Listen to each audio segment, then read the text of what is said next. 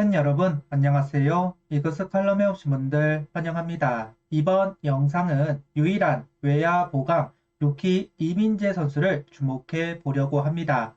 벌크업 성공으로 드래프트 막차를 탄 이민재 선수입니다.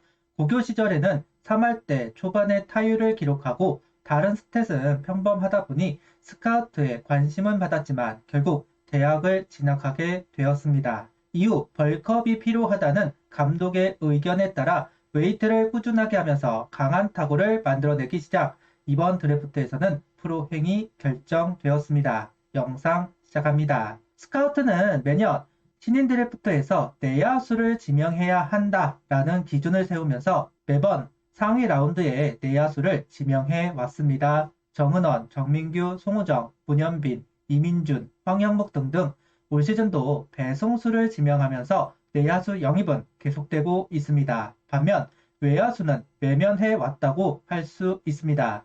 정한석 선수가 있기는 하지만 내야수에서 전향을 한 선수이고 22시즌 유민 이후로 상위 라운드에 고졸 외야수를 지명한 사례가 나오지 않고 있습니다. 그만큼 하나 구단의 고졸 외야수에 대한 선호도는 많이 하락을 한 상황이라고 볼 수 있습니다. 다른 각도를 본다면 이원석, 임종찬, 최인호 등 기존의 외야수들을 믿고 있다, 또는 이 선수들을 뛰어넘을 만한 선수들이 보이지 않는다고 생각할지도 모르겠습니다.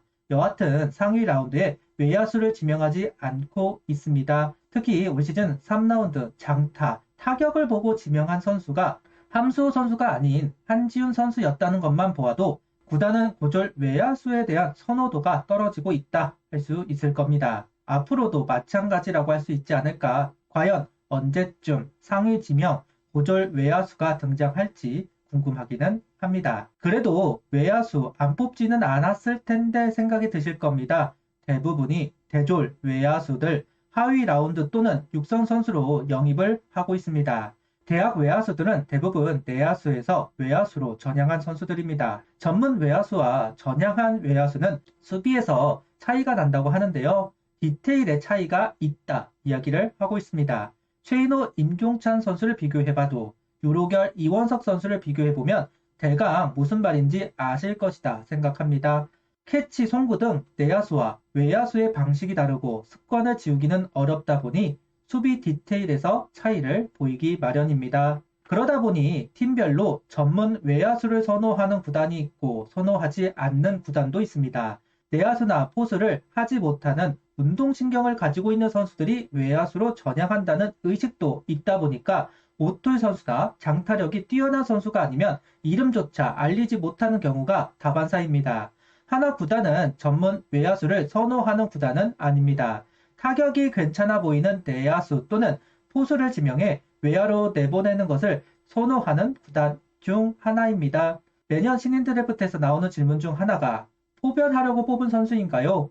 올 시즌도 나왔습니다. 이지정 선수를 뽑을 때 나온 질문이기도 합니다. 팬들도 어렴풋이 알고 있다는 이야기가 될 겁니다. 이민재 선수도 마찬가지 고3 시절 외야로 전향을 한 선수입니다. 대학 2년을 합하면 외야 전향 3년차라고 보면 될 것 같습니다. 이상혁 선수와 비교를 해보면 3년차가 되니 언제 이루수였나 싶을 정도로 외야 수비가 좋아졌더군요. 프로에서도 흔들리지 않는 수비력을 보여줄지는 지켜봐야 하지만 그래도 외야가 어색한 상황은 아닐 겁니다. 고등학교 때도 수비는 나쁘지 않았다는 평가가 있었습니다. 지금은 완숙해졌을 겁니다. 내야수 출신이니 어깨가 약하지는 않을 겁니다. 발이 느린 선수는 아니니 수비 범위도 좁지는 않을 거다. 물론 직접 경기를 뛰는 것을 봐야 하기는 합니다. 아마추어와 프로의 타구 속도가 다르기에 적응기는 필요하니까요. 당장은 1군보다 퓨처스 경기를 소화할 것으로 보입니다. 24시즌 퓨처스에서 중견수로 뛰었던 선수는 이진영 선수, 정한석, 이상혁 선수입니다. 간간히 유민과 최준서 선수도 소화를 했습니다. 정한석 선수는 상무를 지원한 상황이고 이진영 선수가 1군에서 시즌을 마무리한 만큼 1군 합류가 유력한 상황, 그렇다면 퓨처스 중견수 자리는 비어있는 상황이라고 볼 수도 있을 겁니다. 유민, 최준서 두 선수에게 기회가 돌아갈 가능성이 높아 보이기는 하지만 아직 두 선수 모두 퓨처스에서 이렇다 할 성적을 만들지 못했기 때문에 이민재 선수에게도 기회는 있을 것 같습니다. 일단 퓨처스에서 결과를 만들어야 합니다. 대학 성적표가 거짓이 아니라는 것을 증명할 필요가 있습니다. 23경기 105타석, 타율 4할 6푼 6리, 41안타, 7홈런, 24타점, 장타율은 8할, 출루율은 5할, OPS는 1.350을 기록한 이민재 선수입니다. 대학 성적은 인정받지 못합니다. 투수들의 수준을 믿지 못하는 것도 그렇지만 경기수가 적기 때문에 과장이 되는 경우가 많습니다. 선수 유형을 판단하는 정도로 활용이 될 뿐입니다. 그래도 100타석을 소화한 부분과 8할이라는 장타율은 가치를 높게 볼 수밖에 없지 않을까 합니다. 일단 자기 존이 있고 자기 존으로 들어오는 공은 놓치지 않아야만 이런 기록들이 나오게 되는 만큼 어느 정도 틀이 잡혀 있는 타자라는 것은 간접적으로 알 수는 있을 겁니다. 동원과기대 감독은 이민재 선수를 이야기하면서 비봉고 시절 이민재 선수는 방망이를 예쁘게 잘 쳐 프로 구단의 관심을 받았지만 파워가 부족하다는 평가에 결국 고배를 마셨다. 하지만 대학 진학 후 이문환 감독의 적극적인 지도 속에 방향을 명확하게 잡았다. 프로 경력이 풍부한 이문환 감독은 프로 지명을 받기 위해서는 결국 힘을 키워야 한다는 결론을 내렸고 8kg 체중을 늘리는 등 벌크업에 성공, 타구에 힘이 실리며 올해 좋은 결과를 내고 있다. 포물선이 큰 타구가 아닌 라인 드라이브, 담장을 넘겨버리는 게 더 무섭다는 이야기를 하고 있습니다. 개인적으로 이민재 선수가 이정우 선수를 많이 따라하는 것 같다는 이야기를 한 적이 있습니다.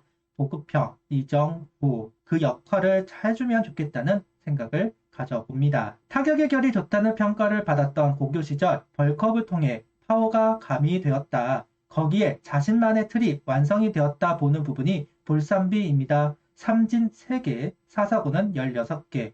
100타석을 소화하면서 적은 삼진을 기록했다는 부분도 높게 봐야 하는 부분입니다. 앞서도 말했듯 대학 성적은 신뢰도가 낮기 때문에 인정을 받지 못해서 지명 순번이 많이 내려오기는 했지만 마냥 무시를 할 수는 없다고 봅니다. 장지승, 유상빈 등 지금은 팀에 없지만 지명 선수들보다 빠르게 1군 데뷔한 경우 많았습니다. 이민재 선수라고 못할 것은 없습니다. 퓨처스 중견수에는 우타 외야수들로 구성이 될 것으로 보입니다. 유로결, 유민 등 최준서 선수도 있지만 주로 좌익수로 경기를 치르는 것을 보았습니다. 중견수를 할 좌타 외야가 필요하기는 했다. 그만큼 잔류군보다는 퓨처스에서 모습을 보이지 않을까 개인적으로 생각을 해봅니다. 기회가 왔을 때 가치를 보여야 하는 이민재 선수입니다. 장진혁 선수가 보상 선수로 넘어간 상황에서도 하나 구단은 외야를 채우려는 움직임은 없었습니다. 시즌 내내 중견수를 채우기 위해 여러 트레이드를 진행했지만 성과가 없었습니다. 시즌 끝나고는 아예 트레이드 이야기가 나오고 있지 않습니다. 움직임이 없다. 이왕 이렇게 된 거 최원준 FA를 기다리자 1년 외국인 타자로 채우면 되지 하는 생각을 한 것인지 아니면 기존의 중견수 선수들의 성장을 믿고 있는 것인지 어쩌면 이민재 선수의 퍼포먼스를 보고 싶어 하는 걸지도 모르겠습니다. 다음 영상은 불펜으로 보고 지명한 새 우완 투수들을 묶어 언급을 해봅니다. 로봇 심판으로 베테랑급 투수들의 존재감이 작아졌고 신예들은 주목받기 시작합니다. 세대 교체에 가속화가 붙을 것이다. 구단도 같은 생각을 가지고 있는 것인지 즉시 불펜으로 활용할 수 있는 선수들을 지명합니다. 관련 이야기 다음 영상에서 이야기하겠습니다. 구독, 좋아요, 알림 설정 부탁드리며 영상을 봐주셔서 감사합니다.